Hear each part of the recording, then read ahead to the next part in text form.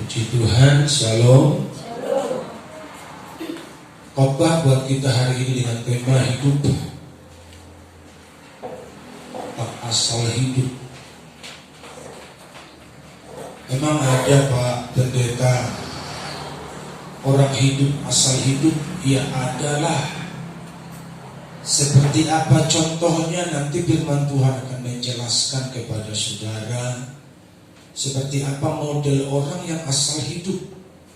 Dan tentu kita sebagai umat Tuhan, sebagai orang percaya, tentu kita mengingini bukan hidup yang asal hidup, bukan hidup yang sembarangan hidup, tapi hidup yang memiliki tujuan, hidup yang memiliki arti, hidup Kristen yang jelas, di mana sekali waktu kita berjumpa dan hidup bersama-sama dengan Tuhan sampai selama-lamanya. Haleluya. Efesus pasal 5. Efesus pasal 5 ayat 1 sampai 8. Sebab itu jadilah penurut-penurut Allah seperti anak-anak yang kekasih, dan hiduplah di dalam kasih sebagaimana Yesus Kristus juga telah mengasihi kamu dan telah menyerahkan dirinya untuk kita sebagai persembahan dan korban yang harum bagi Allah. Tetapi percabulan dan rupa-rupa kecemaran atau keserakahan disebut saja puncakan di antara kamu, sebagaimana sepatutnya bagi orang-orang kudus. Demikian juga perkataan yang kotor, yang kosong atau yang sembrono, karena hal-hal ini tidak pantas, tetapi sebaliknya ucapkanlah syukur. Karena ingatlah ini baik-baik, tidak ada orang Sunda, orang cemar, atau orang serakah, artinya penyembah berhala, yang mendapat bagian di dalam kerajaan Kristus dan Allah. Janganlah kamu disesatkan orang dengan kata-kata yang hampa, karena hal-hal yang demikian mendatangkan murka Allah atas orang-orang durhaka. Sebab itu janganlah kamu berkawan dengan mereka. Memang dahulu kamu adalah kegelapan, tetapi sekarang kamu adalah terang di dalam Tuhan. Sebab itu hiduplah sebagai anak-anak terang. Puji Tuhan. Sampai di situ membaca firman Tuhan. Yang berbahagia adalah mereka yang mendengar firman Tuhan dan yang melakukannya dalam kehidupan mereka hari lepas hari, supaya tidak asal hidup. Apa yang perlu kita lakukan sebagai anak Tuhan, sebagai orang percaya, supaya kehidupan kita tidak kehidupan yang asal-asalan, tidak kehidupan yang sembrono, tidak kehidupan yang ugal-ugalan, tapi hidup kita betul-betul hidup yang memiliki bobot, yang memiliki kualitas rohani yang baik. Yang pertama, kita harus menjadi penurut. Karena di mana-mana pun namanya orang pembangkang dan pemberontak tidak pernah laku. Betul apa salah? Sebab itu carilah penurut-penurut Allah seperti anak-anak yang kekasih. Penurut-penurut Allah artinya hidup yang terpimpin. Siapa yang pimpin? Roh Kudus. Katakan amin. Siapa yang pimpin? Kebenaran. Bukan ego kita, bukan otak kita, bukan hati kita, tapi kebenaranlah yang memimpin dan mengarahkan jalan kita, sehingga kita tidak membelok ke kiri atau ke kanan, tapi kemana firman Tuhan mengarahkan kita, itu yang kita ikuti. Itu namanya hidup yang terpimpin.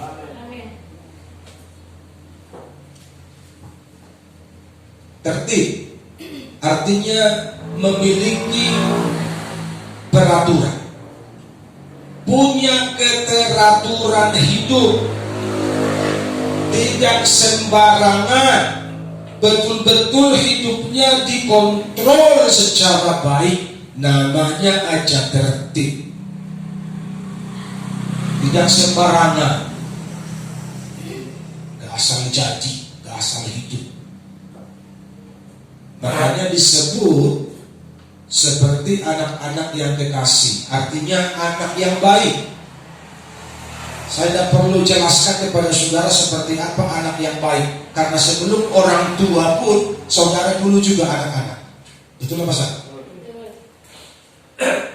Jadi kalau dulu kita menjadi anak tidak baik, ya sekarang kita menjadi anak yang baik kepada Tuhan. Haleluya. Kita menjadi orang tua yang baik kepada anak-anak kita. Jadi anak-anak yang baik, anak yang hormat sama orang tua, anak yang tahu terima kasih sama orang tua, bukan anak yang tahu cuma minta uang saja. Orang tua dibuat seperti bank, tapi tidak ada hormatnya, tidak sombong, tahu diri, tidak sombong, tetapi anak yang mau diatur.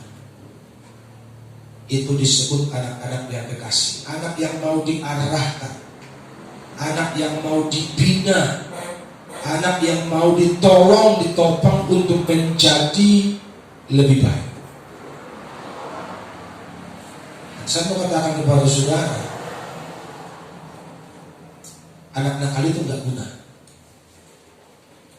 Tidak ada gunanya anak nakal. Jadi kita menjadi anak Tuhan, menjadi anak Bapa, kalau kita nakal gak ada gunanya. Itulah masalah. Alkitab sudah memberikan sebuah contoh bagaimana anak pembangkang itu dikategorikan, diilustrasikan di Alkitab, dia menjadi anak yang terhilang. Kenapa? Karena dia pengen royal, dia pengen poya-poya, dia tidak mau dikendalikan, dia tidak mau diatur oleh orang tuanya. Sehingga ketika dia sudah merasa dewasa, dia minta warisan. Dan setelah dikasih warisannya, dia langsung merantau. Bukan merantau bikin modal, memperbaiki hidup, jadi pengusaha, jadi bisnismen. Tapi apa yang dilakukan? Dia hura-hura, dia poya-poya, menghabiskan. Saya mau katakan kepada saudara, gak guna dia. Betul apa salah? Gak guna. Dan di cerita itu, kalau saudara mengerti, gak enak ngomongnya. Kenapa? Karena babi lebih berharga dari anak nakal itu. Betul begitu? Kok bisa begitu, Pak? Karena anak nakal itu mau makan makanan babi saja nggak dikasih. Berarti lebih rendah dia dari babi. Betul begitu, Pak? Harusnya makanannya lebih tinggi dari makanan babi, tapi makanannya selepel dengan babi aja nggak boleh dia makan. Berarti harganya lebih rendah dari babi kalau nakal, nggak uhau, nggak nurut sama orang tua. Demikian kita sama Tuhan. Kalau nggak nurut sama Tuhan, sebenarnya nggak ada harganya kita, nggak ada nilainya kita. Asal nama mulu, asal hidupnya kita. Mari kita berubah hari ini menjadi penurut kepada Tuhan. Haleluya. Menjadi penurut, menjadi anak yang baik kepada Tuhan. Di luar patokan itu, berarti hidup kita asal hidup saja. Asal hidup. Karena hidup kita tidak terarah. Karena hidup kita tidak disiplin. Karena hidup kita tidak mematuhi aturannya Tuhan. Jadi itu alasan yang pertama, supaya tidak asal hidup, harus jadi benar. Yang kedua, ucapkanlah syukur. Ayat 4. Demikian juga perkataan yang kotor. Jadi ciri-ciri orang yang asal hidup tadi ini: perkataan kotor, yang kosong, yang sembrono, hal-hal yang tidak pantas, tidak patuh, sama orang tua pun ngomong kotor. Nah, itu asal hidup dulu aja. Asal hidup kan, itu sembarangan. Coba buka ayat 3. Itu model yang asal hidup. Jadi tadi saya di awal saya sudah bilang sama saudara, seperti apa model orang yang asal hidup itu. Ayat 3, percabulan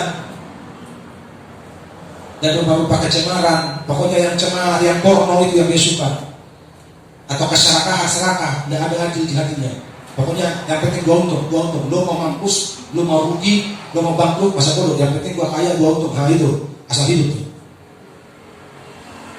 Padahal kalau bagi orang kudus, bagi orang percaya, jangankan melakukan, jangankan memikirkan, disebut saja pun kata Alkitab gak usah.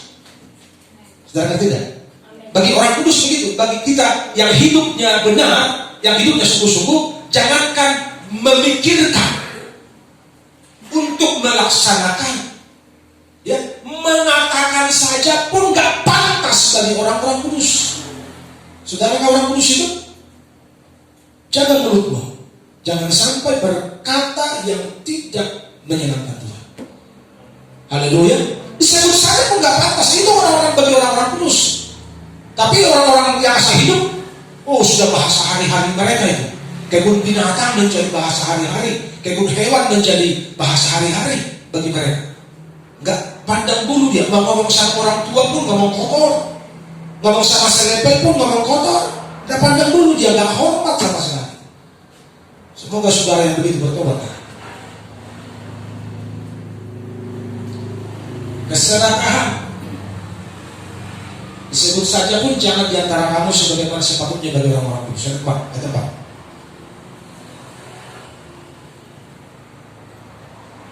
ada empat.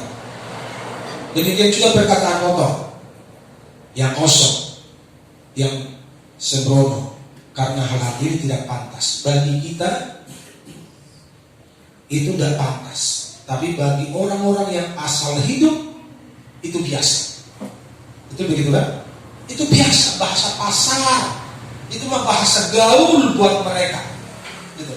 Bahasa gaul buat mereka yang kotor-kotor itu. Jadi saudara, kalau engkau mau ke surga, perbaiki bahasamu hari ini. Amin. Perbaiki bahasa. Bahasanya baik. Bukan saya ajari saudara berbahasa santun supaya dipuji orang, no. Itu lain di bibir, lain di hati, munafik namanya.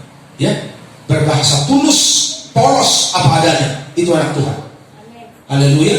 Yang penting jangan kotor.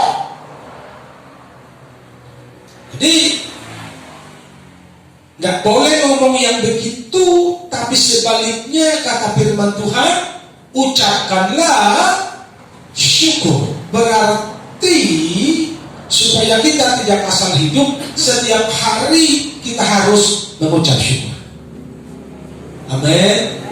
Setiap hari kita harus mengucap syukur.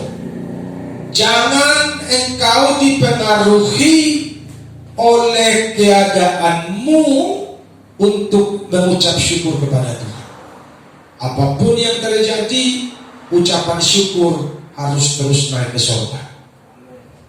Haleluya. Haleluya. Mau gagal panen, ucap syukur. Mau mahal pupuk racun, tetap ucap syukur. Haleluya. Haleluya. Mau harga-harga anjlok, tetap ucap syukur. Apapun yang terjadi, tetap ucap syukur. Mau sehat, ucap syukur. Mau sakit juga ucap syukur. Mau senang ucap syukur. Mau susah ucap syukur. Yang setuju katakan amin. Kayaknya enak kali ngomongnya. Halo, bisakah kita bersyukur dalam segala hal? Amin. Itu kan kehendak Tuhan, dong. Haleluya. Itu kan firman Tuhan. Mengucap syukurlah dalam segala hal. Makanya tadi tidak boleh ngomong kotor, ngomong hampa, ngomong sia-sia dari mulut kita, tapi sebaliknya kata firman Tuhan, ucapkanlah syukur. Makanya tiap hari di rumahmu, mau di rumah, mau di kedai, mau di ladang, mau di warung, dimanapun engkau berada, bernyanyilah. Bernyanyi pun jangan lagu dunia. Nanti tambah galau hatimu, kan begitu. Karena menyanyi lagu dunia itu namanya bukan mengucap syukur, namanya merenungi nasib. Gitu loh. Namanya merenungi nasib kalau menyanyi lagu dunia. Tapi nyanyi lagu rohani. Haleluya. Apapun yang terjadi dalam hidupku ini, tak pernah ku ragukan kasih-Mu Tuhan. Padahal lagi gak ada uang nih, lagi bokeh, persediaan lagi habis, tapi tetap menyanyi ucapan syukur. Amin. Sulit itu Pak Pendeta. Kalau gampang engkau udah anak Tuhan. Karena menjadi anak Tuhan itu proses yang susah. Amin. Haleluya. Namanya kita mau dipersiapkan ke surga. Haleluya. Jadi jangan ngomong yang sia-sia. Mulut ini harus kita pakai setiap hari memuji Tuhan. Haleluya. Ketika engkau ada di ladang, kau lihat jagungmu tumbuh 10 meter, tidak usah ngomong kotor, tidak usah bilang nasibku payah kali menemu lomba. Cuma aku mati, aduh janganlah.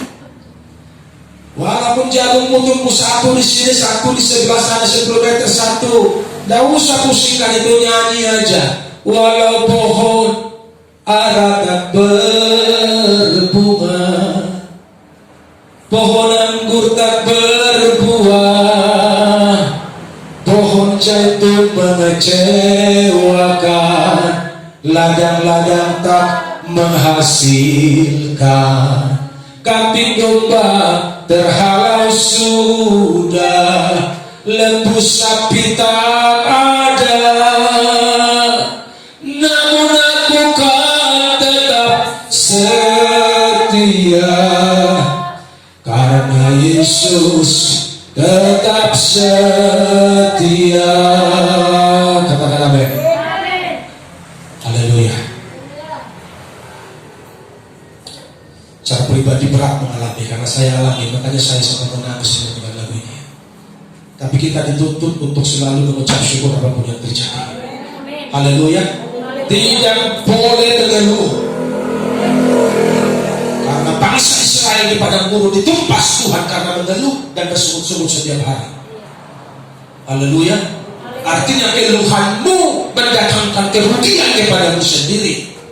Sungut-sungutmu mendatangkan kehancuran kepada dirimu sendiri. Tapi ucap syukurmu, pengagunganmu kepada Tuhan, pujianmu kepada Tuhan setiap hari mendatangkan kebaikan, mendatangkan berkat, mendatangkan mujizat kepadamu.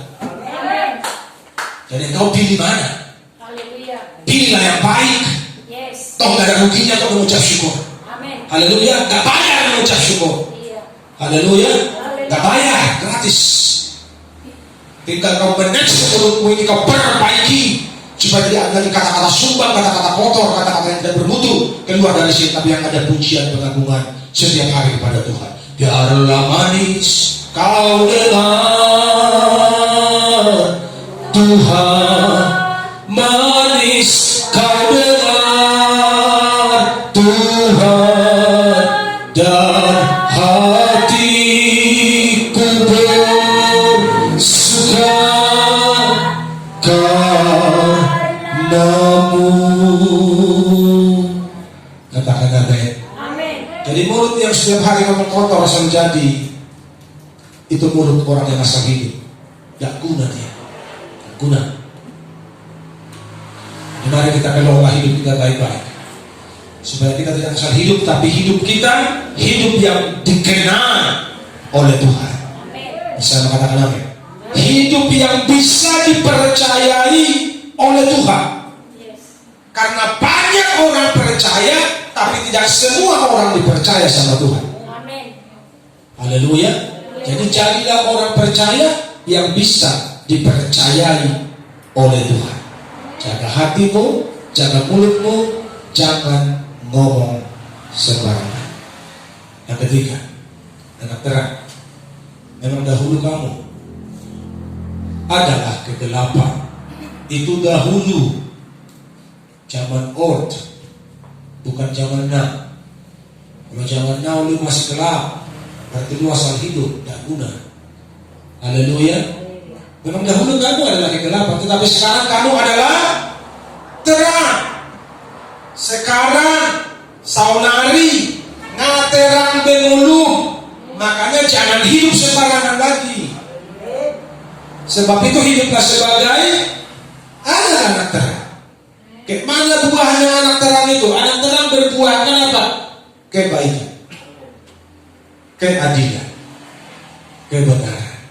Jadi berbuat baik menjadi kesukaannya, berbuat keadilan menjadi kesukaannya, melakukan kebenaran menjadi kesukaannya. Itulah anak-anak terang. Saudara kan anak terang itu? Jadi hidup Kristen itu seperti itu. Bukan hidup agamawi, bukan Kristen tradisi. Yang penting ibadah, yang penting gereja. Itu tradisi, tidak guna sama Tuhan. Haleluya. Itu tradisi gak laku sama Tuhan. Tuhan mencari orang-orang yang bisa dipercayai. Dan bersama ini semoga saudara dan saya bisa dipercaya sama Tuhan. Jadi hidup kita harus jelas, harus terang, gak samar-samar, gak abu-abu, gak golak, tapi teranglah hidupmu. Karena firman Tuhan yang menerangi engkau, Roh Kudus yang menerangi engkau, dan jangan padamkan roh itu lewat kehidupan yang sembrono. Tapi kalau engkau hidup dalam kebenaran setiap hari, maka terangmu akan bersinar. Bersinar, bersinar, itulah kehendak Yesus. Bersinar, bersinar, aku bersinar terus. Amin.